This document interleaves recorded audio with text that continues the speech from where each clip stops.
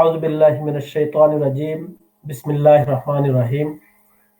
সম্মানিত দর্শক শ্রোতা, যে যেখান থেকে আজকের আমাদের প্রোগ্রাম দেখছেন, সবাইকে জানাচ্ছি আরটিআর বাংলা টিভির পক্ষ থেকে স্বাগত জানাচ্ছি। আজকে আমাদের মেইন প্রোগ্রাম বিজ্ঞানময় কোরআন। তো আজকের এই আলোচনায় অংশগ্রহণ করার জন্য আমার সাথে যোগ দিচ্ছেন। আমি সর্বপ্রথম আমার সম্মানিত অতিথিকে পরিচয় করিয়ে দিচ্ছি। আমাদের সাথে আজকের এই বিজ্ঞানময় কোরআন আলোচনায় অংশগ্রহণ করার জন্য যুক্ত হচ্ছেন MD Salauddin, PhD research, Marmara university, Istanbul. আসসালামু আলাইকুম ওয়া রাহমাতুল্লাহ। ওয়ালাইকুম আসসালাম ওয়া রাহমাতুল্লাহি ওয়া বারাকাতুহু। জি, আপনি কেমন আছেন?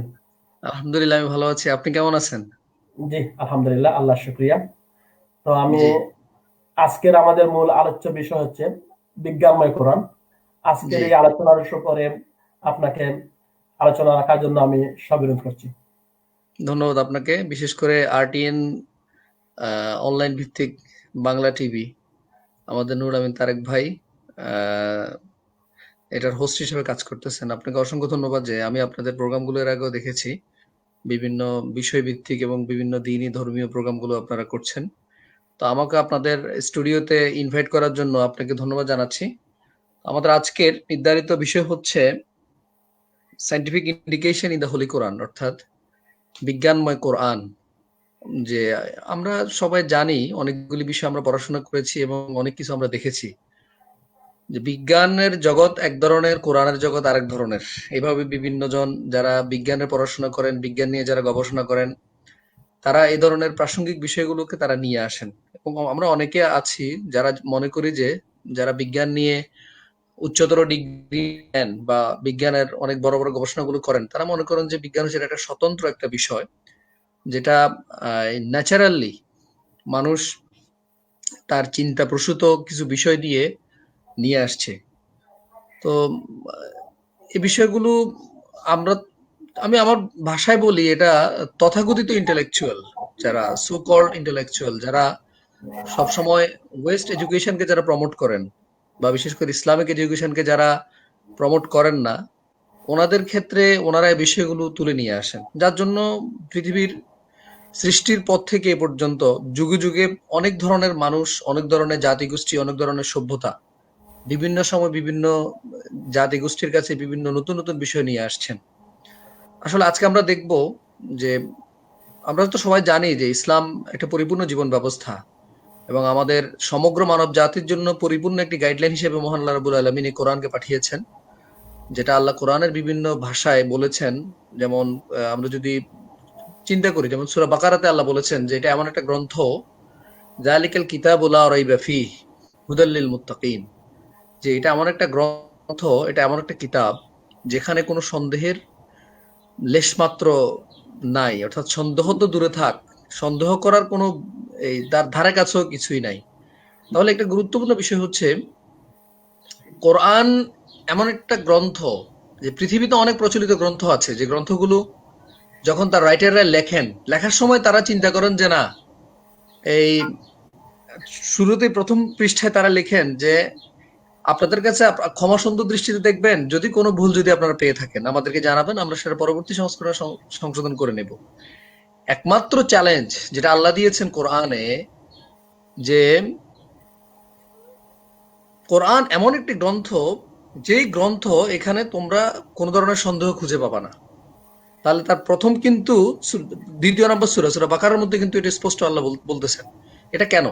তাহলে নিঃসন্দেহে এখানে কোনো সন্দেহ নাই যে এই গ্রন্থটা হচ্ছে সরাসরি কালামে রব্বি, কালামুল্লাহ। তো এটা নিয়ে যখন ইসলামিক স্কলারগণ, মুসলিম চিন্তাবিদ যারা, তারা যখন এটা নিয়ে বলেন বা চিন্তা করেন, বাট এটা লজিক্যাল এন্ড রেশনাল কিছু বিষয় বের করে নিয়ে আসা দরকার।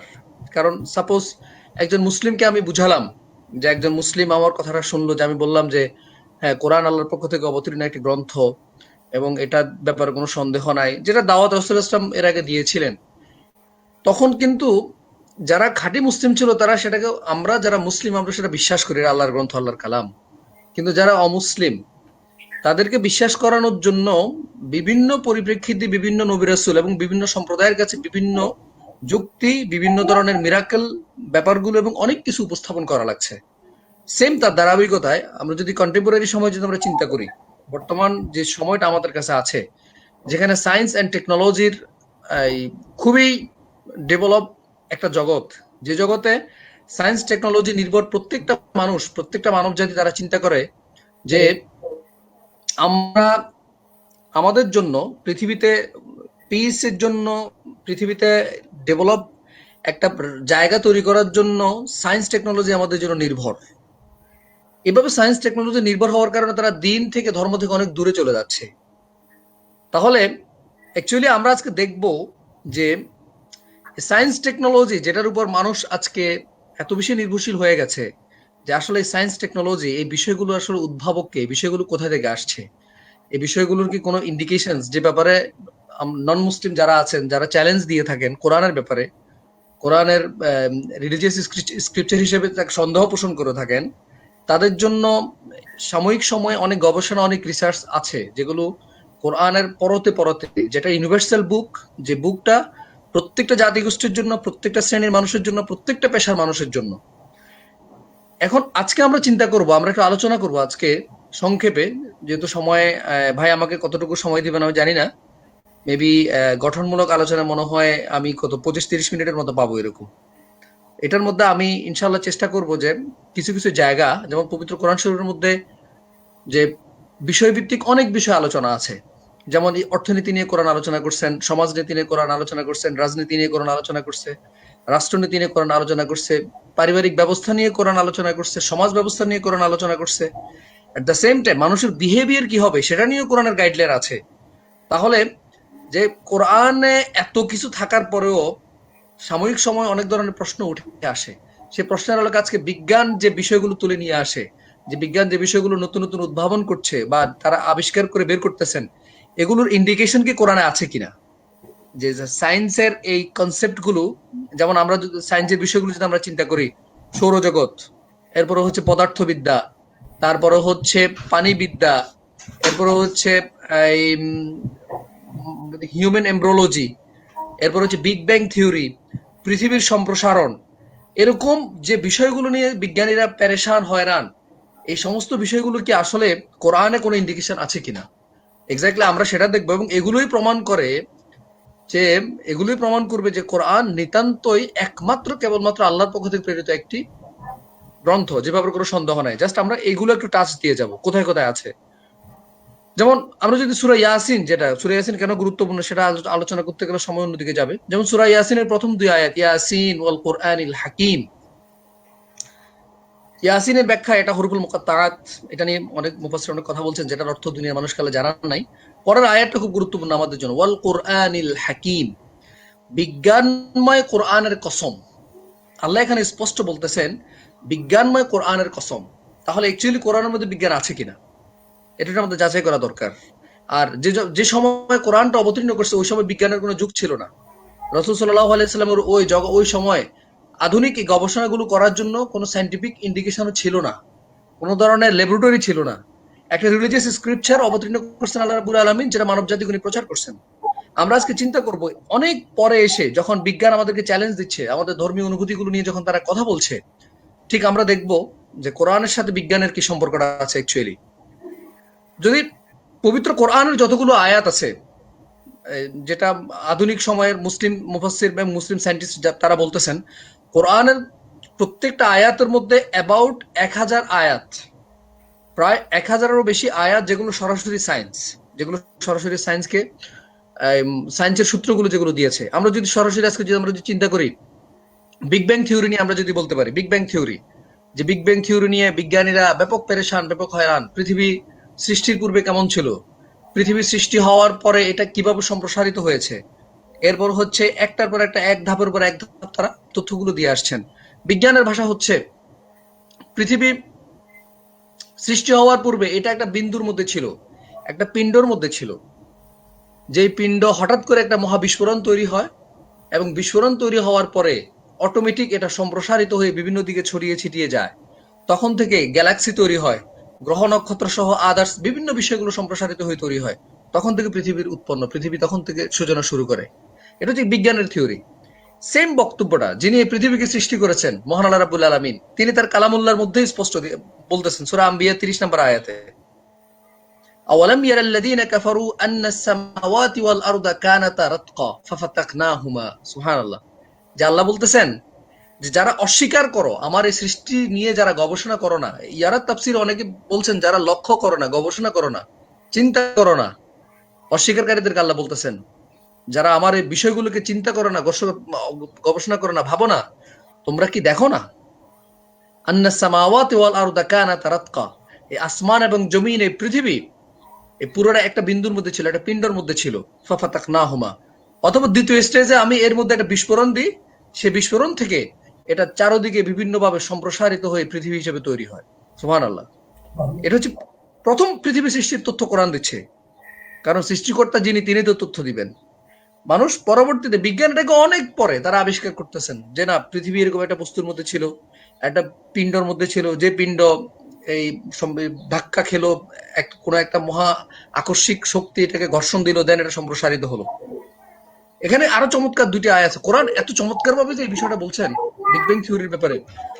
যে দ্বিতীয় নম্বর আয়াতে যদি আমরা দেখি, যা এই যেমন বিজ্ঞান বলছে যে পৃথিবী এটা সৃষ্টির পূর্বে এটা এক ধরনের গ্যাস পিণ্ড ছিল, গ্যাসের মধ্যে এটা ইয়ের মধ্যে ছিল, অর্থাৎ অস্তিত্ব, পৃথিবীর এই অস্তিত্ব আসার পূর্বে গ্যাস, কেউ বলছেন ধোঁয়া, এরকম বিভিন্ন থিওরি নিয়ে আসছেন অনেক সায়েন্টিস্ট, অনেক ধরনের। বিশেষ করে লাস্ট আমরা যদি চিন্তা করি যে যে বিজ্ঞানী স্টিভেন হকিংস যিনি মারা গেছেন কিছুদিন আগে, তিনি তার বইয়ের মধ্যে তার মহাকাশটি তিনি গবেষণা করতে গিয়ে তিনি লাস্ট লিখেছেন যে পৃথিবীর আবিষ্কার, পৃথিবী যে আবিষ্কৃত হয়েছে এটা হচ্ছে বর্তমান সময়ের সবচেয়ে আলোচিত এবং সবচেয়ে গুরুত্বপূর্ণ কনসেপ্ট, যেটা ইতোপূর্বে মানুষ অনেক ভাবনা, অনেক চিন্তা করেছে, তারা কখনো বের করতে পারে নাই।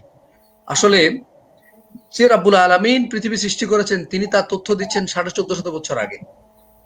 গ্যাসের ব্যাপারে, গ্যাস যে এটা যে গ্যাসীয় পিণ্ডের মধ্যে ছিল, এ ব্যাপারে কোরআন বলতেছে যে সুম্মা ইস্তাওয়া ইলাস সামা ওয়া হিয়া দুখান ফাকালা লাহা ওয়া লিল আরদি ইতিয়া তাওআন আও কারহা ক্বালাতা আতাইনা তায়িন। সুবহানাল্লাহ। আল্লাহ বলতেছেন মহান আল্লাহ রাব্বুল আলামিন যখন তিনি পৃথিবী এবং সকল সৃষ্টিকে সৃষ্টি করার জন্য যখন তিনি মনোনিবেশ করলেন, তখন তিনি ইলাস সামা, আকাশের দিকে দৃষ্টি নিবদ্ধ করলেন, ওহিয়া দুখান, যেটা ছিল ধোঁয়া। দোকান আরবি শব্দ, যেটার ব্যাখ্যা আসছে আবার গ্যাস। আসলে গ্যাস থেকে সব গুরুত্বপূর্ণ ধোঁয়া হওয়াটার বিষয়টাকে মুফাসসিরিন কেরাম সহ বিভিন্ন সব বেশি গুরুত্ব দিয়েছেন। অর্থাৎ পৃথিবী সৃষ্টির পূর্বে এটা এক ধরনের গ্যাসীয় ধোঁয়ার মতো ছিল, যার কোনো অস্তিত্ব ছিল না, একটা অস্তিত্বহীন একটা জায়গার মধ্যে যারা ছিল। পরবর্তীতে আল্লাহ বলতেছেন ক্বালাতা আতাইনা তায়িন, আল্লাহ তাদেরকে বলছেন যে তোমরা নিজে নিজে সম্প্রসারিত হয়ে যাও, নিজে নিজে তোমরা নিজেদের অস্তিত্বে চলে আসো।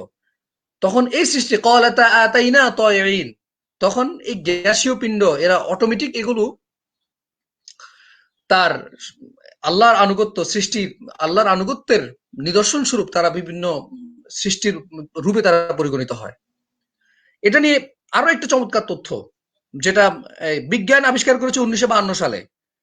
আমরা জানি যে 1952-তে ডক্টর হ্যাবল, যিনি মহাকাশ গবেষক ছিলেন, যিনি তার টেলিস্কোপ, আধুনিক টেলিস্কোপ দিয়ে উনি পৃথিবীর মহাকাশের সবকিছু উনি নির্ণয় করতে পারতেন, তারকার গতি নির্ণয় করতেন, উনি চন্দ্রের গতি নির্ণয় করতেন। এরপরে উনি বিভিন্ন সময় চন্দ্রগুলো, নতুন নতুন চন্দ্র আবিষ্কার হচ্ছে কিনা এগুলো তিনি আবিষ্কার করে বের করতেন। উনি তখন গবেষণা করে বের করলেন যে মহাকাশের প্রত্যেকটা সৃষ্টি, গ্রহ, নক্ষত্র, গ্যালাক্সি, যত কিছু আছে সবকিছু দৌড়াচ্ছে, একটা একদিকে যাচ্ছে, সবকিছু দৌড়াচ্ছে। এটা নির্দিষ্ট জায়গায় কেউ নাই, নির্দিষ্ট জায়গায় কেউ স্থির হয়ে নেই। অথচ এই কথাটা বিজ্ঞান আবিষ্কার করছে 1952 সালে ডক্টর হ্যাবলের সূত্রের মাধ্যমে। পরবর্তীতে আধুনিক সায়েন্স এটাকে আরো পরিপূর্ণভাবে 1900 শতকে, অর্থাৎ 2018-19-এর দিকে এটাকে আরো সুস্পষ্ট তথ্য দিয়েছেন যে একটা গতিপথ, একটা তারকা তার নিজস্ব জায়গায় স্থির নেই, এটা দৌড়ানো অবস্থায় আছে, দৌড়ানো অবস্থায় আছে এটা। আর কোরআন এটাকে বলছে আরো 1450 বছর আগে, যেটা যে যুগে বিজ্ঞান ছিল না। ওয়াসসামাআ বানাইনাহা বিআইদিন ওয়া ইন্না লামুসিউন। সুবহানাল্লাহ। বলতেছেন, আল্লাহ বলতেছেন ওই আসমানের কসম, বানাইনাহা, যেটাকে আমি বানিয়েছি, বেআইদিন, আমার ক্ষমতা দিয়ে, আমার শক্তি দিয়ে যে আকাশকে আমি বানিয়েছি, ওয়া ইন্না লামুসিউন, এবং এটা হচ্ছে সম্প্রসারণশীল। মুসিউন আরবিতে দুইটা শব্দ আছে সম্প্রসারণ বিদ্যাকে বোঝানোর জন্য, একটা হচ্ছে মাবসুত আর একটা মুসিউন। মাবসুতটা হচ্ছে এমন একটি শব্দ, যেমন আমি যদি সংক্ষেপে আপনাকে উদাহরণ দিই, একটা কুচুরি পেনার গর্ত আছে, যে গর্তের মধ্যে কুচুরি ফেনা গর্তের মধ্যে একটা ঢিল নিক্ষেপ করলে কিছুক্ষণের মধ্যে এটা সম্প্রসারিত হয়ে একটু দূরে চলে যায়, আবার কিছুক্ষণ পর অটোমেটিক এটা আবার এদিকে একসাথে হয়ে মিলে যায়, একের জায়গায় চলে আসে। এটাকে বলে মাবসুত, সম্প্রসারিত হওয়া। মৌসেউন এমন একটা শব্দ যেটাকে শুধুমাত্র নির্দিষ্ট করে দেওয়া হয়েছে আকাশের সম্প্রসারণের দিকে। সুবহানাল্লাহ। আল্লাহ রাব্বুল আলামিন মৌসেউনকে নির্দেশ দিয়েছেন, অর্থাৎ এটা এমন একটি শব্দ যেটা শুধুমাত্র আকাশের সম্প্রসারণকে বুঝায়, এটাকে গুটিয়ে নেওয়া বুঝায় না। যেদিন আবার আল্লাহ পুনরায় নির্দেশ দিবেন তখন এটা তার কার্যক্রম স্টপ করে দিবে, কিন্তু তার আগের দিন পর্যন্ত এই সম্প্রসারণ কিয়ামত পর্যন্ত হতে থাকবে, পৃথিবী ধ্বংস হওয়ার আগ পর্যন্ত। যেটা বিজ্ঞান বলছেন 1952 সালের দিকে, সেম কথাটা আল্লাহ বলতেছেন 1450 বছর আগে, যে যুগে কোনো বিজ্ঞান ছিল না, যে যুগে কোনো টেলিস্কোপ ছিল না, যে যুগে প্রযুক্তির কোনো আভাস ছিল না, এমন একটা যুগে আল্লাহ এরকম একটা থিওরি দাঁড় করিয়ে দেয়া কোরআনের মধ্যে দেয়া, তার মানে হচ্ছে কোরআন নিঃসন্দেহে কালাম রাব্বি, কালামুল্লাহ, এ ব্যাপারে কোনো সন্দেহ নাই। আমরা যদি এইভাবে ধারাবাহিক চিন্তা করি, যেমন এটা তো আমরা এখন বলছি যে বিগ ব্যাং থিওরির কথা আমরা বলেছি, পৃথিবী সম্প্রসারণ বিদ্যা, এরপরে হচ্ছে জ্যোতির্বিদ্যা, এই বিষয়গুলো নিয়ে আমরা যদি আরো যদি বিষয়গুলো চিন্তা করি, যেমন আমরা সরাসরি এখন ইয়েতে চলে যাই, বায়োলজির দিকে চলে যাই, যে সকল সৃষ্টিজীব বিজ্ঞান গবেষণা করে বের করেছেন সাম্প্রতিক সময়ে, সাইটোপ্লাজম, অর্থাৎ মানুষের মানব দেহে এবং প্রত্যেকটা সৃষ্টির মধ্যে যে কোষ থাকে, এই কোষের 70% পানি পরিপূর্ণ থাকে। দেখবেন আমরা একটু যদি সহজে যদি আমরা একটু বোঝার চেষ্টা করি, হাতে যদি কোথাও যদি একটু যদি কাটে, রক্ত বের হওয়ার পরে কিন্তু একটু পরে পানি বের হয়। এরপরে হচ্ছে আপনি একটা গাছ কাটেন, দেখবেন একটু পরে পানি বের হয়। এরপরে আপনি এই যদি যে কোনো একটা কলা গাছ বলেন, যে কোনো একটা জীবকে আঘাত দেন বা তার ব্লাড বের হওয়ার পরে এরপর পানি বের হয়। এটা বিজ্ঞান বলতেছে ওই সাইটোপ্লাজমের মধ্যে 70% পানি থাকে। যে কোষগুলো লক্ষ লক্ষ মানুষের শরীরের মধ্যে কোষ আছে, জীবকোষ, এই কোষগুলো 70% পানি থাকে আর 30% অন্য কিছু দিয়ে পরিপূর্ণতা থাকে। এতটুকু পানি যখন থাকে, বিজ্ঞান পরে আবিষ্কার করতেছেন, কিন্তু সেম জিনিসটা আল্লাহ 1450 বছর আগে বলতেছেন ওই সূরা আম্বিয়া 30 নম্বর আয়াতে। আওয়ালাম ইয়ারাল্লাযীনা কাফারু আন্নাস সামাওয়াতি ওয়াল আরদা কানাতা রাতকান ফাফাতাকনাহুমা ওয়া জাআলনা মিনাল মাই কুল্লি শাইইন হাই আফালা ইউমিনুন। কাফেরদেরকে আল্লাহ চ্যালেঞ্জ দিচ্ছেন যে আমি আমার প্রত্যেকটা সৃষ্টি, মানুষ থেকে শুরু করে যতগুলো জীব আছে, এই প্রত্যেকটা সৃষ্টিকে আমি পানি থেকে বানিয়েছি, আফালা ইউমিনুন, এরপরও কি তোমরা বিশ্বাস স্থাপন করবে না? আল্লাহ চ্যালেঞ্জ দিচ্ছেন। তাহলে এই থিওরিগুলো আমাদেরকে বোঝাচ্ছে যে এই কোরআন নিতান্তই কেবলমাত্র আল্লাহর পক্ষ থেকে অবতীর্ণ একটি গ্রন্থ, এখানে দুনিয়ার কোনো মানুষের কোনো হাত নেই। কারণ এই সায়েন্টিফিক এই ইন্ডিকেশনস গুলোই আমাদেরকে প্রমাণ করে যে যুগে বিজ্ঞান ছিল না, সে যুগে যদি এগুলো দিতে পারেন আল্লাহ, তাহলে এই কোরআনে আল্লাহর বক্তব্য ছাড়া অন্য কারো বক্তব্য বা অন্য কারো কথা এডিট করেও নেই, এ ব্যাপারে কোনো সন্দেহ নেই, নিতান্ত আল্লাহর কথা। আমরা বিজ্ঞানের আরো অনেকগুলো বিষয় আমরা যদি চিন্তা করে দেখেন, এই যে সূর্যের কথা বলি আমরা, যেমন চন্দ্র এবং সূর্য তার নিজস্ব গতিতে চলে। বিজ্ঞান এক সময় আবিষ্কার করছে যে বিজ্ঞানের ব্যাপারে বিভিন্ন কথা বলছেন, তারা বলছেন যে সূর্য পৃথিবীর চারিদিকে ঘুরে, আবার বলছেন পৃথিবী সূর্যের চারিদিকে ঘুরে, এরপর আবার বলছেন সূর্য এক জায়গায় স্থির থেকে আলো দেয়, আবার বলছেন চন্দ্রের আলোর নিজস্বতা আছে, চন্দ্র নিজ থেকে আলো দেয়। বিজ্ঞান একটার পর এগুলো ভুল তথ্যগুলো দিয়ে আসছে। লেটেস্ট সাম্প্রতিক সময়ে 20 শতাব্দীতে স্টিফেন হকিংস এই বিষয়টা নিশ্চিত করেছেন যে এই প্রত্যেকটি সৃষ্টি, প্রত্যেকটি গ্রহ তার নিজ নিজ গ্রহের মধ্যে ঘূর্ণায়মান অবস্থায় থাকে। এটা বিজ্ঞান আবিষ্কার করছেন 20 শতাব্দীতে, অথচ সেম জিনিসটা মহান আল্লাহ রাব্বুল আলামিন 1450 বছর আগে বলেছেন। তাবারাকাল্লাযী জাআলা ফিস সামাই বুরুজাও ওয়া জাআলা ফিহা সিরাজাও ওয়া কমারাম মুনীরা। সুবহানাল্লাহ। সে পবিত্রময় সত্তা যিনি সূর্যকে সৃষ্টি করেছেন সেরাজ হিসেবে, চন্দ্রকে সৃষ্টি করেছেন মনির হিসেবে। এই সেরাজ এবং মনির মানে হচ্ছে সূর্য ওয়াহাজ, কোথাও কোথাও সূর্যকে বলা হয়েছে দিয়া, সূর্য তার নিজস্ব আলো দিয়ে অন্য কিছুকে আলোকিত করে। এবং চন্দ্র সূর্য থেকে মনির মানে হচ্ছে নূর, আলো নিয়ে সে আলো বিভিন্ন সৃষ্টিকে বিভিন্ন জায়গায় ধার করা আলো নিয়ে প্রতিফলিত করে। যেমন নূরের ব্যাপারে আমরা আরো যদি সহজে যদি একটা বক্তব্য যদি আমরা বলি, যেমন আপনার হচ্ছে আল্লাহ বলছেন যে যেমন জান্নাতীদেরকে আল্লাহ ইয়ে দিবেন, তাদের আমলের মতো করে আল্লাহ তাদেরকে নূর দিবেন। নূর মানে হচ্ছে আলো দেয়া, যে কেউ একজন দেয়া, তারা সে আলো দিয়ে যার আমলের অনুযায়ী সে ওই আলো দিয়ে দ্রুত গতিতে যাবে, কেউ একটু আস্তে যাবে, কেউ আর একটু স্লোলি যাবে, কেউ হামাগুড়ি দিয়ে যাবে। এরকম একটা হাদিস আছে, জান্নাতে যখন ফুলসিরাত যখন পার হবে ওই আলো দিয়ে। তার মানে হচ্ছে নূর মানে হচ্ছে যে আলোকে দেয়া হয়। আর কোরআনের প্রত্যেকটা জায়গায় আল্লাহ কামার যখন বলছেন, চন্দ্র যখন বলছেন, তখন চন্দ্রের ক্ষেত্রে মনির, ধার করা আলো, অর্থাৎ ধার করে নেয়। বিজ্ঞান বলছে না চাঁদের নিজস্ব আলো আছে, সে তার নিজস্ব আলো দিয়ে সে চলে, সবকিছুকে চালায়। কিন্তু বিংশ শতাব্দীতে সে বিজ্ঞান সেটাকে কনফার্ম করেছে। এরপরে চন্দ্র এবং পৃথিবীর প্রত্যেকটা সৃষ্টি যে তাদের নিজস্ব অক্ষাংশে ঘুরে, নিজস্ব একটা চিহ্নের মধ্যে ঘুরে, এটাও বিংশ শতাব্দীতে বিজ্ঞান আবিষ্কার করেছে। কিন্তু আল্লাহ সেটা আরো 1450 বছর আগে বলেছেন। وهو الذي خلق الارض والسماوات والشمس والقمر كل في فلك يسبحون। সুবহানাল্লাহ। যে ওই সেই সত্তা যিনি চন্দ্র সূর্য আসমান জমিন সবকিছু সৃষ্টি করেছেন। ওয়াকুল্লুম ফি ফালাকিন ইয়াসবাহুন। এই ইয়াসবাহুন মানে হচ্ছে আসসাব, সাঁতরানো, দৌড়ানো। অর্থাৎ এটা যখন কোনো মানুষের ক্ষেত্রে যখন ব্যবহৃত হবে তখন মানুষের জন্য হবে দৌড়ানো। পুকুরে যখন কোনো মানুষ সাঁতরাবে তখন এটা সাঁতার হিসেবে হয়। আর যখন চন্দ্র সূর্য অন্য কিছুর ক্ষেত্রে যখন এটা ব্যবহৃত হবে তখন এটা তাদের গতিপথকে নির্ধারণ করে। আর সুরা, যে তাদের নিজস্ব একটা গতির মাধ্যমে নিজস্ব একটা এরিয়ার মধ্যে এটা দৌড়ঝাঁপ করে, তারা তাদের নিজস্ব গতিতে তারা চলাফেরা করে।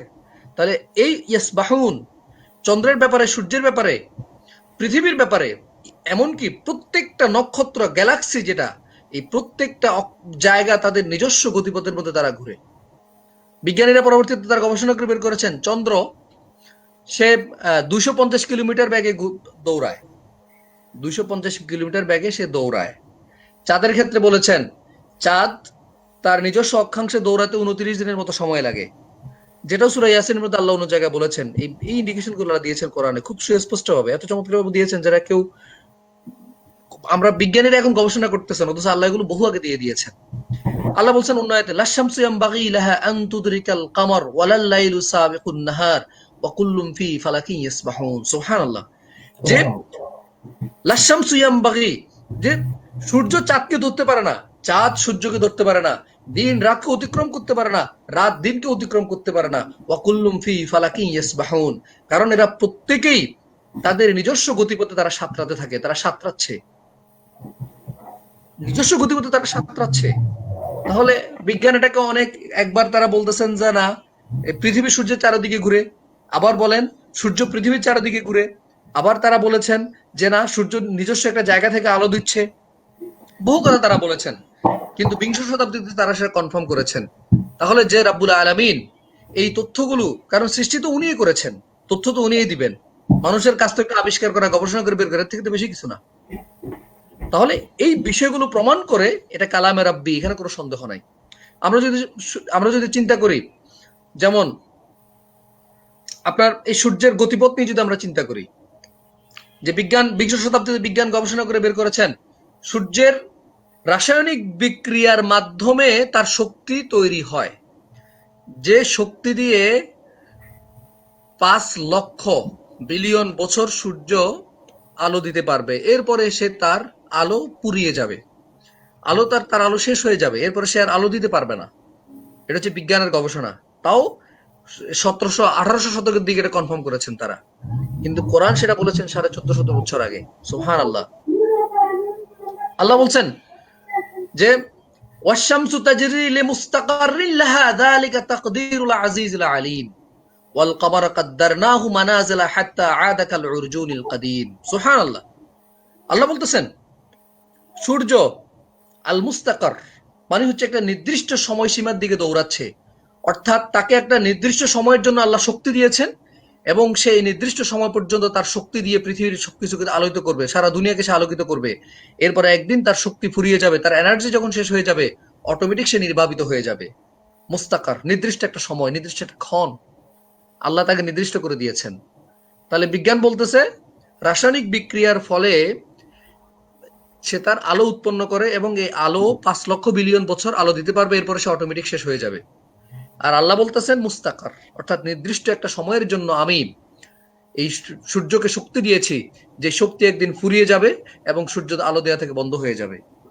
তাহলে সেম কোরআনের বিষয়টা যেটা 1450 বছর আগে আল্লাহ বলেছেন, আর বিজ্ঞান, সমসাময়িক বিজ্ঞান সেটা খুব তাড়াতাড়ি নিয়ে আসতেছেন। এগুলো আমাদেরকে, আমরা যদি গবেষণা করি, অর্থাৎ এই যে এত বিষয় যে কোরআনের মধ্যে আল্লাহ দিয়েছেন, আল্লাহ আমাদেরকে আবার থ্রেট দিচ্ছেন, আফালা ইয়াতাদাব্বারুনাল কুরআন আম আলা কুলুবিন আকফালুহা, যে তোমরা কোরআন নিয়ে গবেষণা কেন করো না? তোমাদের অন্তরে কি তালা মেরে গেছে নাকি, তালা লেগে গেছে নাকি? কেন তোমরা কোরআন নিয়ে গবেষণা করো না? আল্লাহ আমাদেরকে গবেষণা করার জন্য নির্দেশ দিচ্ছেন। কেন? কারণ নন মুসলিম যারা ইসলাম সম্পর্কে জানে না, যারা ইসলামের সৌন্দর্যগুলো নিয়ে যারা জানে না, কোরআনের বিউটি নিয়ে যারা জানে না, এই বিষয়গুলো তাদের কাছে উপস্থাপন করার জন্য তাদেরকে তাদের মেধার আলোকে, তাদের বুদ্ধিমত্তার আলোকে, তাদের যুক্তির আলোকে তাদেরকে বোঝাতে হবে। আর এটা বোঝানোর জন্য সকল ইকুইপমেন্ট কিন্তু আল্লাহ আমাদেরকে হাতের কাছে দিয়ে দিয়েছেন। শুধু আমাদেরকে গবেষণা করে বের করতে হবে, আমাদেরকে চিন্তা করে বের করতে হবে। বিজ্ঞানের এত চমৎকার চমৎকার থিওরি, যে থিওরিগুলো কোরআন দিচ্ছে, অথচ আমরা মুসলিম জাতি আমরা নাক ডেকে ডেকে ঘুমাই, আমরা আমাদের কাজ নিয়ে ব্যস্ত থাকি, আমরা এগুলো নিয়ে চিন্তাও করি না। কিন্তু যারা ইসলামের দুশ্মন, যারা নন মুসলিম, তারা তাদের অনেক গবেষণা, দুনিয়াবী গবেষণা চিন্তার মাধ্যমে তারা আবিষ্কার করতেছেন, আর আমরা সেগুলোকে নিয়ে আমরা অপারেশন, অর্থাৎ কিভাবে how to operate, how to control, কিভাবে এটাকে কন্ট্রোল করতে হয়, সেই কন্ট্রোলিংটা আমরা শিখতেছি। অথচ আমাদের হওয়া দরকার ছিল, এই আবিষ্কারগুলো মুসলিমদের কাছে থাকা দরকার ছিল, তাদেরকে আমরা কন্ট্রোলিং শেখানো দরকার ছিল।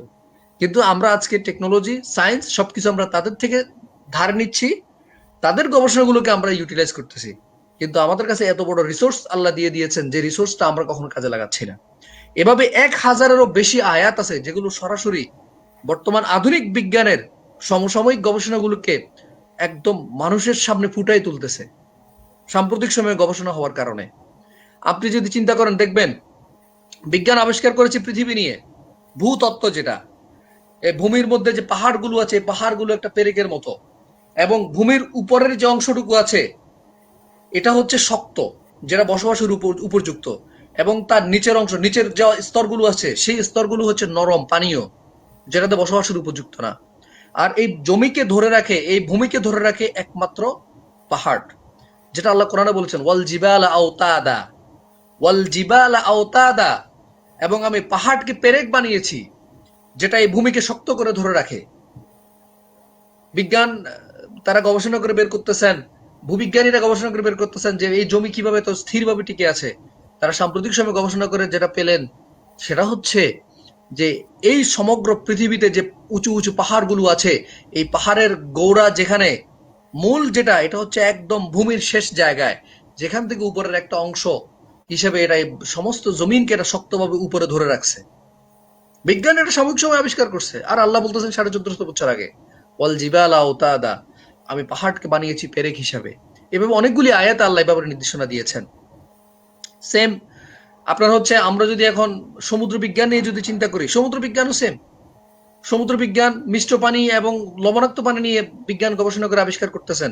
একটার সাথে আরেকটা পানি যখন সম্মিলিত হয়, যেমন জিব্রাল্টার প্রণালীর ওখানে দুই সমুদ্রের পানি একসাথে প্রবাহিত হচ্ছে, একটা এক রঙের আরেকটা আরেক রঙের, একটার সাথে আরেকটা মিশ্রিত হচ্ছে না। বিজ্ঞান আবিষ্কার করছেন এটা কেন মিশ্রিত হচ্ছে না, তার অনেক ইকুইপমেন্ট, অনেক কিছু তারা বলেছেন। কিন্তু এই ব্যাপারে কোরআনের নির্দেশনা ছিল সবচেয়ে গুরুত্বপূর্ণ। আল্লাহ বলেছেন সূরা রহমানের মধ্যে, মারাজাল বাহরাইনি ইয়ালতাকিয়ান বাইনাহুমা বারযাখুন লা ইয়াবগিয়ান। আল্লাহ বলতেছেন একসাথে দুইটা সমুদ্র প্রবাহিত হয় মিলিতভাবে, বাহরাইন, এবং তারপরে বলতেছে এই সমুদ্র দুইটা তাদের নিজস্ব গতিতে তারা প্রবাহিত হচ্ছে, এদের মধ্যখানে আমি একটা সুপ্ত, একটা গোপন একটা পর্দা, একটা আবরণ দিয়ে রেখেছি, সেই আবরণের কারণে একটা আরেকটার সাথে মিশতে পারে না। বিজ্ঞান আবিষ্কার করতেছেন, যে তারা আবিষ্কার করে বের করতেছেন দুইটা পানি চলে, এখানে কোনো কিছু দেখাও যায় না। আল্লাহ বলছেন সুপ্ত পর্দা, কিন্তু সুপ্ত পর্দা দেখা যায় না। তারা অনেক গবেষণা করার পর তারা দেখলেন যে এটার দুই পানির মধ্যখানে একটা সুপ্ত আবরণ দেয়া আছে, একটা দেয়াল দেয়া আছে সুপ্ত, যে দেয়ালটা অতিক্রম করে এই সমুদ্রের পানি ওই সমুদ্রে যেতে পারে না। তাহলে সুবহানাল্লাহ, কোরআন সেটা 1450 বছর আগে বর্ণনা দিচ্ছেন। তাহলে আমরা যদি এগুলো চিন্তা করি, আমাদের চিন্তার বিবেককে খুলে দিবে। প্রত্যেকটা বিষয় আপনি হিউম্যান এমব্রিওলজি নিয়ে চিন্তা করেন, মানব ভ্রূণবিদ্যা, যে ভ্রূণবিদ্যা নিয়ে সমসাময়িক বিজ্ঞান অনেক ধরনের আপডেট তথ্য দিচ্ছে, কিন্তু অথচ এই আপডেটের লেটেস্ট সমস্ত থিওরিগুলো কোরআন 1450 বছর আগে দিয়ে দিয়েছে। আমরা এগুলো কখনো কল্পনাও করি না। সূরা মুমিনের আমরা যদি সে আয়াতগুলো যদি আমরা চিন্তা করি, ওয়ালাকাদ খালাকনাল ইনসানা মিন সুলালাতিন মিন তিন সুম্মা জাআলনাহু নুতফাতান ফি ক্বারারিম মাকিন সুম্মা খালাকনান নুতফাতা আলাকাতান ফাখালাকনাল আলাকাতা মুদগাতান ফাখালাকনাল মুদগাতা ইযামান ফাকাসাওনাল ইযামা লাহমা সুম্মা আনশা'নাহু খালকান আখার ফাতাবারাকাল্লাহু আহসানুল খালিকিন। সুবহানাল্লাহ। হিউম্যান এমব্রিওলজি নিয়ে, ভ্রূণ, পেটের ভিতরে সন্তান কখন হবে, কখন যাবে, কি অবস্থায় থাকবে, এই প্রত্যেকটা স্তর এই সবগুলো আয়াতের মধ্যে আল্লাহ বর্ণনা করেছেন। কখন এটা রক্তবিন্দু হয়, কখন এটা গোস্তের টুকরা হয়, কখন এটা তার শারীরিক অবয়ব গঠন শুরু হয়, কখন তাকে তার মধ্যে হাড়ের অস্তিত্ব তৈরি হয়, কখন তার রক্ত কণাগুলো তাকে সঞ্চালিত করে, কখন তার কাছে রূহ আসে, এবং কখন পরিপূর্ণ একটা মানব রূপে সে ভূমিষ্ঠ হয়ে পৃথিবীতে আসে। এই সবকিছু এই আয়াতগুলোর মধ্যে আল্লাহ সুস্পষ্টভাবে নির্দেশনা দিয়েছেন। তাহলে এগুলো যদি কোরআন এত নির্দেশনা দিয়ে থাকে, আমরা কেন পশ্চিমাদের গবেষণার দিকে দৌড়াই? কারণ আমরা এই জন্য দৌড়াই, আমরা আমাদেরকে আল্লাহ যে সম্পত্তি আমাদেরকে দিয়েছেন, যে কোরআন আমাদেরকে আল্লাহ দিয়েছেন, এটার থেকে আমরা অনেক দূরে। আমরা অন্য দুনিয়াবি যে ওয়ার্ল্ডলি যে লাইফ, সেই পার্থিব জীবনের দিকে আমরা ঝুঁকে আছি। আমাদের কাছে যাদের আমাদের সময় এক সময় যারা খেলাফত ব্যবস্থায় ছিলেন, তারা শুধুমাত্র খেলাফতের দায়িত্ব হারাইছেন তাদের অলসতা এবং তাদের জীবনের এবং সময়ের মূল্যকে না দেয়া। ঠিক আমরাও আজকে সেম কাজটা করতেছি। তারা ওই সময় যাবতীয় নেশা, নারী, মদ এগুলোর দিকে তারা ঝুঁকে ঝুঁকে তারা তাদের কোরআন থেকে অনেক দূরে ছিলেন, যার জন্য তাদের খেলাফত, তাদের ক্ষমতা তাদের কাছে বেশি দিন ছিল না। সেম আমরা আজকে সেই জায়গায় আছি। আমরা মুসলিম জাতি যারা আমরা আছি, বিভিন্ন দলাদলিতে বিভক্ত, বিভিন্ন জাতিগোষ্ঠীতে আমরা বিভক্ত। কেউ মাযহাব নিয়ে মারামারি করি, কেউ সুন্নতের বিষয়গুলো নিয়ে মারামারি করি, কেউ বুকের উপর হাত বাঁধবে, কেউ কি উচ্চস্বরে এই তাকবীর বলবে না জোরে আমিন বলবে, নামাজের পরে কি মুনাজাত করবে, তারাবি 20 রাকাত পড়বে না 8 রাকাত পড়বে। আমরা মুসলিম জাতি আজকে মারামারি করতেছি এই বিষয়গুলো নিয়ে, হানাহানি করতেছি। অথচ যে জায়গাগুলো নিয়ে আমাদের গবেষণা করার দরকার, যে বিষয়গুলো নিয়ে আমাদের কথা বলার দরকার, এই প্রত্যেকটা জায়গা থেকে কিন্তু আমরা অনেক দূরে। যার জন্য নেতৃত্ব মুসলিম জাতির হাতে নেই, যার জন্য নেতৃত্ব অমুসলিমদের কাছে চলে গেছে। তারা তাদের জ্ঞান ও বিজ্ঞানের চর্চা, তাদের গবেষণা, তাদের রাজনৈতিক মতাদর্শ, তাদের গণতান্ত্রিক দর্শন, যত কিছু আছে সকল পচা জিনিসকে অটোমেটিক আমাদেরকে মডার্ন টেকনোলজি হিসেবে আমাদেরকে খাওয়াচ্ছে, এবং আমরাও সেই মডার্ন টেকনোলজিগুলোকে তাদের থেকে সেভাবে নিচ্ছি। আলটিমেটলি টেকনোলজি, সায়েন্স, এভরিথিং এগুলো তো কোরআনে আল্লাহ দিয়ে দিয়েছেন। আমরা তো কখনো পৃষ্ঠা উল্টাই দেখি নাই। আমরা আজকে এমনও আদম সন্তান আছি যারা এখনো সুন্দরভাবে, সঠিকভাবে কোরআন শরীফের তেলাওয়াত করতে পারি না। এর থেকে বড় দুঃখজনক আর কিছু না। কোরআন শরীফের অনুবাদ দূরে থাক, আর যারা পারি, যারা জানি, তারা কোরআন তেলাওয়াতও করি না, অনুবাদও করি না। তাহলে এগুলো আমাদেরকে আল্লাহ কেন দিচ্ছেন? একটা গুরুত্বপূর্ণ হাদিস যেটা আমি সবসময় আমাকে সবসময় এটা বেশি ভাবায়, যে কিয়ামতের দিন এই মানব জাতির জন্য কোরআন সেদিন তার ঘাট ধরবে। এই যে কিয়ামতে যখন মানুষ আমলনামা হিসাব দেওয়ার জন্য দাঁড়াবে, তখন এই কোরআন তার ঘাট ধরবে। যে কোরআনের থেকে দূরে ছিল দুনিয়াতে, তার ঘাট ধরে আল্লাহর কাছে নিয়ে যাবে। আল্লাহর কাছে নিয়ে গিয়ে বলবে, রাব্বুল আলামিন, তুমি আজকে তোমার এই বান্দার মধ্যে আর আমার মধ্যে তুমি ফয়সালা করো। কারণ কিয়ামতের দিন দুনিয়াতে সে আমার থেকে অনেক দূরে ছিল, সে আমার কাছে ছিল না। তুমি আজকে আমার আর তোমার মাঝে ফয়সালা করো। তাহলে কোরআন যার বিরুদ্ধে যাবে, তার জাহান্নামে যাওয়া ছাড়া আর কোনো রাস্তা থাকবে না। আর কোরআন যার পক্ষে থাকবে, তার জান্নাতে যাওয়াটা সহজ হয়ে যাবে। তাহলে এত কিছু ভয়ানক, এত কিছু দেওয়ার পরেও কিন্তু আমরা এগুলো থেকে অনেক দূরে। আমাদের চিন্তা করা দরকার। আমি লেটেস্ট বিষয়গুলো এই জন্য বললাম, সায়েন্টিফিক বিষয়গুলো এই জন্য বললাম, যে সমসাময়িক আমাদের মুসলিমদের এই বিষয়গুলো গবেষণা করা দরকার, এগুলো নিয়ে ডিপ স্টাডি করা দরকার। এই সমস্ত মাযহাব নিয়ে মারামারি, এই সমস্ত কিলেকিলি, আহলে হাদিস, আহলে জামাত, এই সুন্নত, মুস্তাহাব, এগুলো নিয়ে বেদাত, এগুলোর দিকে না ধাবিত হয়ে কোরআন যে এত ডিপ একটা জগৎ, যে জগৎটা আমাদেরকে লেটেস্ট ইনফরমেশন গুলো আমাদেরকে দিচ্ছে, যে লেটেস্ট কনসেপ্ট গুলো কোরআন দিয়ে দিয়েছে, এই বিষয়গুলোকে সমগ্র মানব জাতির জন্য আমাদেরকে গবেষণা করে বের করা দরকার। এটা হচ্ছে this is our first responsibility, এটাকে রিসার্চ করে বের করে নিয়ে আসা। নচেত দুইটা প্রবলেম, একটা হচ্ছে দুনিয়াতে আমরা লাঞ্ছিত হব, দ্বিতীয় হচ্ছে কিয়ামতের দিন আমরা জাহান্নামে যাব এই কাজগুলো না করার কারণে। আজকে কিন্তু আমরা লাঞ্ছিত হচ্ছে শুধুমাত্র কোরআন থেকে দূরে থাকার কারণে, অন্য কোনো কারণ নেই।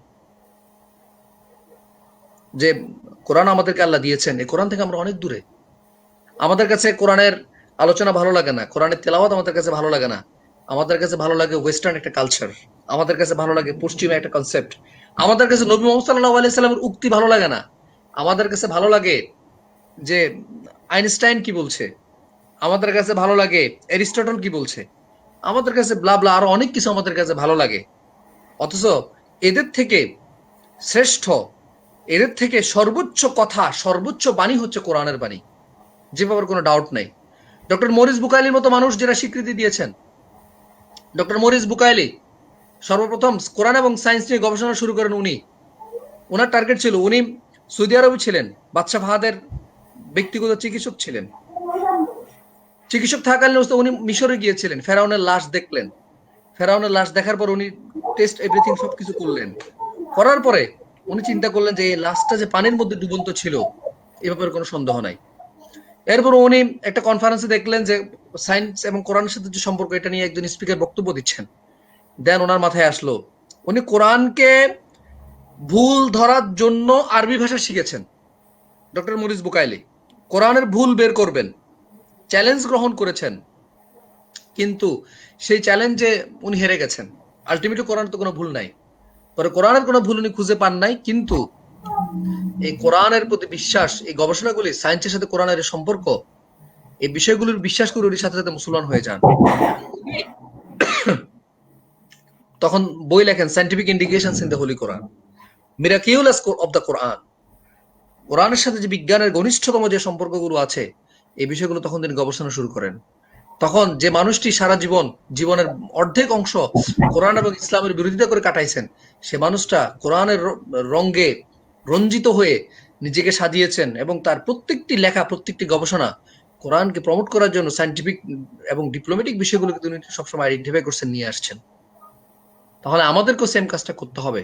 আল্লাহ বলেছেন সিবগাতুল্লাহি ওয়া মান আহসানু মিনাল্লাহি সিবগা ওয়া নাহনু লাহু আবিদুন, যে তোমরা আল্লাহর রঙে রঞ্জিত হও। এই আল্লাহর রং মানে হচ্ছে কোরআনের রঙে রঞ্জিত হতে হবে আমাদেরকে, এই কোরআনের রঙে আমাদেরকে সাজাতে হবে।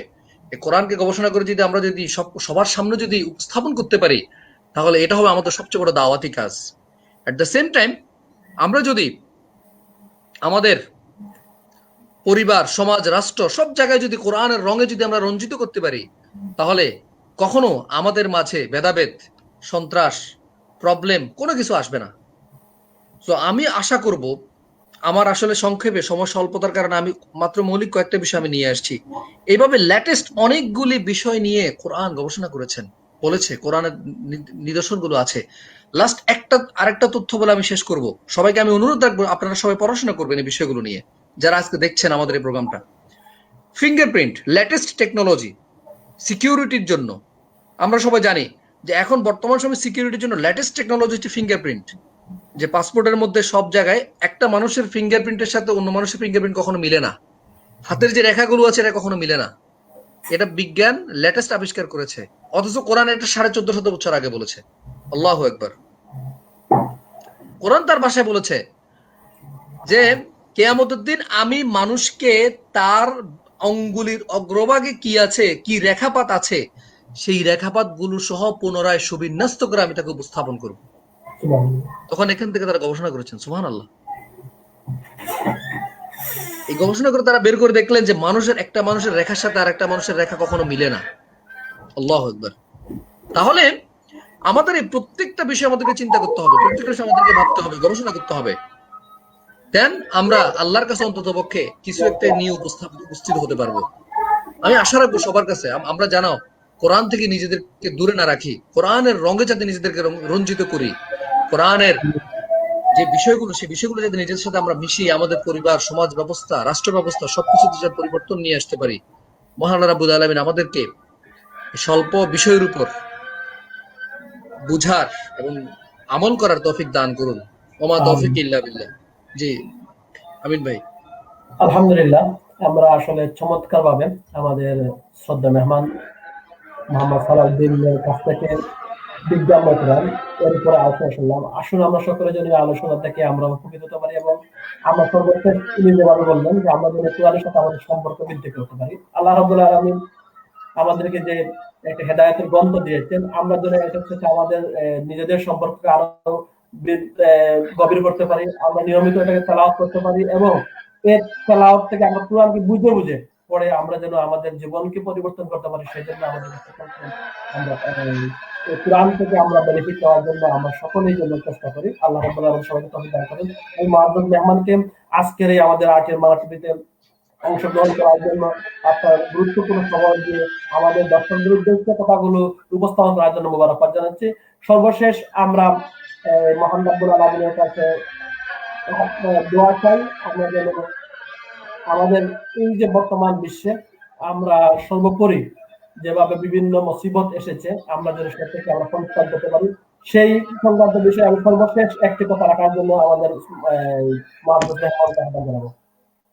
জি, আমাদের সমসাময়িক বিষয় নিয়ে যে বিষয়গুলো, যেটা ভাইরাস এভরিথিং, যেটা নিয়ে আমাদের কি করতে হবে, বিষয় তো মেবি এরকম নাকি? জি, আমরা যেন এই কোরআনের আলোকে যেন আমাদের ভাইরাস সংক্রান্ত বিষয়গুলো কি আমরা কি ইন্ডিকেট কোরআনকে আমাদের কোনো গাইডলাইন?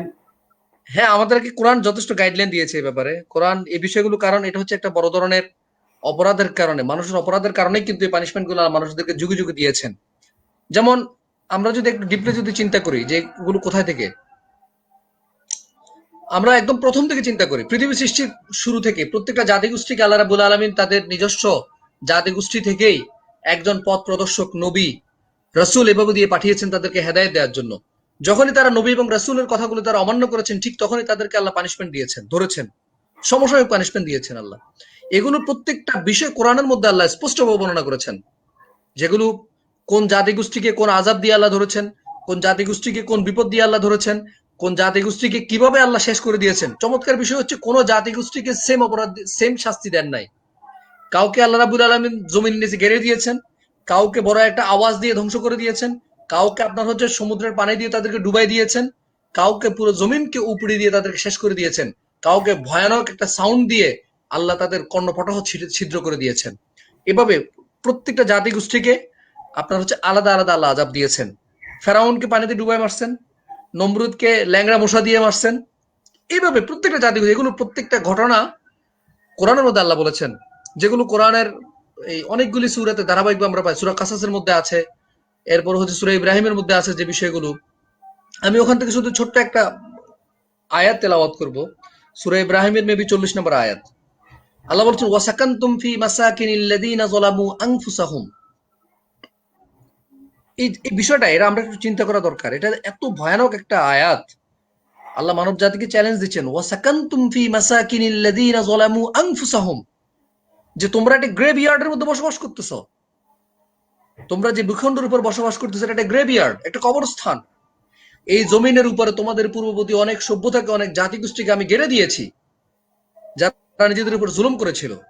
তোমরা সেই জমিনের উপর বড় বড় দালান এবং অট্টালিকা বানাচ্ছ। অথচ এর বিষয়গুলো তাদেরকে আমি কিভাবে, ওয়াতাবায়্যানা লাকুম কাইফা ফাআলনা বিহিম, এই প্রত্যেকটা বিষয় তোমাদের জন্য আমি সুস্পষ্টভাবে বর্ণনা করেছি। তাদের সাথে আমি কি ব্যবহার করেছি, কাইফা ফাআলনা বিহিম, তাদের সাথে আমি কি ব্যবহার করেছিলাম, এগুলো কোরআনে আমি সুস্পষ্টভাবে বর্ণনা করেছি। এরপরেও তোমরা বুঝো না কেন? তাহলে আজকে আমরা যদি এই আয়াতটা যদি একটু চিন্তা করি, বেশি দূর যাওয়া লাগবে না, আমাদের ক্লিয়ার হয়ে যাওয়ার জন্য, বোঝার জন্য আর কিছু দরকার নাই। আজকে দেখেন, কিছুদিন পরে যেমন ইতালিতে আপনারা মনে হয় এটা দেখেছেন যে ইতালি ট্রয় নগরী ধ্বংস হয়ে গিয়েছে, হরপ্পা সভ্যতা ধ্বংস হয়ে গিয়েছে। এরকম বড় বড় সিভিলাইজেশনকে আল্লাহ মাটির নিচে গেড়ে দিয়েছেন, এবং ওইগুলো আমরা কিছুদিন পরে ওইগুলো আবিষ্কার করতেছি। আবিষ্কার করার পরে আমরা এটাকে সভ্যতার অংশ হিসেবে আমরা ঐতিহাসিক মানদণ্ডে এটাকে বিচার করতেছি। অথচ আল্লাহ কোরআনের ভাষায় বলেছেন, এই জাতিগোষ্ঠীকে, এই সভ্যতাগুলোকে আমি মাটির নিচে গেড়ে দিয়েছি শুধুমাত্র তাদের অপরাধে, তাদের জুলুমের কারণে। আর সেই সভ্যতা এবং সেই সভ্যতার মিনারকে তোমরা প্রতিষ্ঠা করতেছ, তার উপরে সেই গ্রেভিয়ার্ড, যেটা এই কবরস্থানের উপরে তোমরা নতুন নতুন সভ্যতাকে আবার নতুন দাঁড় করাচ্ছ। তোমরা আমি আল্লাহ থেকে অনেক গাফেল হয়ে তোমরা তোমাদের এই দুনিয়াবী জীবনকে বেশি প্রাধান্য দিচ্ছ। এই প্রত্যেকটা জিনিস আল্লাহ কোরআনে এত চমৎকার ভাবে বলেছেন। আল্লাহ ওনাতে বলেছেন, যহরাল ফাসাদু ফিল বাররি ওয়াল বাহর বিমা কাসাবাত আইদিন নাস, জমিনে, জলে এবং স্থলে যত ধরনের অপরাধ হচ্ছে, এই সব কিছু হচ্ছে মানব জাতির হাতের কামাই। এটা আমাদের অপরাধের কারণে আল্লাহ আমাদেরকে পানিশমেন্ট দিচ্ছেন। সুতরাং সাম্প্রতিক সময়ে যে আযাব আল্লাহ আমাদেরকে দিচ্ছেন, করোনা ভাইরাস বলি আমরা যেটা বলি, এর আগে অনেকগুলি সোয়াইন ফ্লু ছিল, আরো অনেকগুলি ভাইরাস ছিল, স্প্যানিশ ফ্লু ছিল। যুগে যুগে কিন্তু সেই অপরাধগুলো নতুন নতুন রূপ আসতেছে। কেন নতুন রূপ আসতেছে? নিঃসন্দেহে এটা আল্লাহর পক্ষ থেকে পানিশমেন্ট। এই জন্য আল্লাহর পক্ষ থেকে পানিশমেন্ট, কারণ আল্লাহ এর আগে বলেছেন, এর আগে যত জাতিগোষ্ঠীকে আমি শাস্তি দিয়েছি, ধ্বংস করেছি, প্রত্যেকটা জাতিগোষ্ঠীকে আমি নতুন নতুন আলাদা আলাদা আযাব দিয়ে আমি ধ্বংস করেছি। কাউকে একটা আযাব দিয়ে দুই তিনটা জাতিগোষ্ঠীকে আমি ধ্বংস করি নাই। তাহলে এই পানিশমেন্টের সিস্টেমটা কিন্তু পরিবর্তন হচ্ছে, এটা আল্লাহই করতেছেন। এই জন্য কখনো স্প্যানিশ ফ্লু হয়, কখনো সোয়াইন ফ্লু হয়, কখনো আপনার হচ্ছে এইডস হচ্ছে, বা কখনো আপনার হচ্ছে এখন করোনা ভাইরাস, যেটা সারা পৃথিবীকে একটা ঝাঁকুনি দিচ্ছে, যে আল্লাহ বুঝাচ্ছেন এই তোদের সবকিছুর মালিক আমি রব্বুল আলামিন। আমি যদি চাই মুহূর্তের মধ্যে সবকিছুকে টেনে নিয়ে চলে আসতে পারবো। আমার কাছে কোনো টাকাওয়ালার, কোনো ক্ষমতাওয়ালার কোনো কিছু আমার কাছে উপকার আসবে না। আল্লাহ সেটা বুঝাচ্ছেন। এবং এটা দিয়ে, এই ভাইরাস দিয়ে আল্লাহ এটাও বুঝাচ্ছেন যে কিয়ামতের দিন যে আল্লাহ রাব্বুল আলামিন যে বলেছেন ইয়াউমা ইয়াফিরুল মারউ মিন আখি ওয়া উম্মিহি ওয়া আখি ওয়া সাহিবাতিহি ওয়া বানি, যেটা এমন একটা দিন যেদিন বাপ ছেলে থেকে পালাবে, স্বামী স্ত্রী থেকে পালাবে, কেউ কারো ধারে কাছে আসবে না। আমি মাঝে মাঝে আমি চিন্তা করতাম যে আসলে এটা কিভাবে সম্ভব। দুনিয়াতে এত ভালোবাসা, আমি আমার সন্তানের জন্য এত ভালোবাসা, আমার বাবা আমার জন্য এত ভালোবাসা, এত কিছু, কিয়ামতের দিন বুঝে আমরা একজন ভুলে যাব। এই করোনা ভাইরাসটা আসার পরে কিন্তু এই বিষয়টা আমার মাথায় আসছে যে না, আসলে কথাটা আসলে বাস্তব। কেন বাস্তব? দেখেন, এই সামান্য করোনা ভাইরাসকে আমরা কত বড় সেলফিশ। মা, যে বাপ সন্তানকে এত লালন পালন এত কিছু করে, সেই বাপকে ভাইরাসের সন্দেহে ঘরের মধ্যে আটকে রেখে 3 দিন খাওয়ার দাওয়ার দেয় নাই, সে সেখানে মারা গেছে। সাম্প্রতিক ঘটনা, সোনাগাজীতে করছে, ফেনী সোনাগাজীর ঘটনা এটা। বাপের ভাইরাস, ছেলে মেয়ে সবাই মিলে তাকে আলাদা একটা জায়গায় রেখে দিয়েছে। মাকে ভাইরাস সন্দেহে জঙ্গলের মধ্যে ফেলে আসছে। বাংলাদেশের ঘটনা বলতেছি এগুলো আমি, কিন্তু আমরা সবাই জানি, মিডিয়াতে যারা আমরা সবসময় অ্যাক্টিভ থাকি। তাহলে মানব জাতি কত বড় সেলফিশ।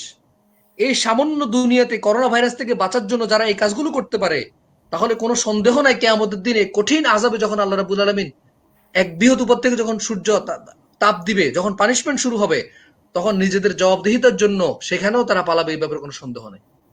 তাহলে কোরআন যে কথাটা বলছে, this is the universal truth, কোনো সন্দেহ নাই। এই আযাবটা কিন্তু এটা শিক্ষা দিচ্ছে আমাদেরকে।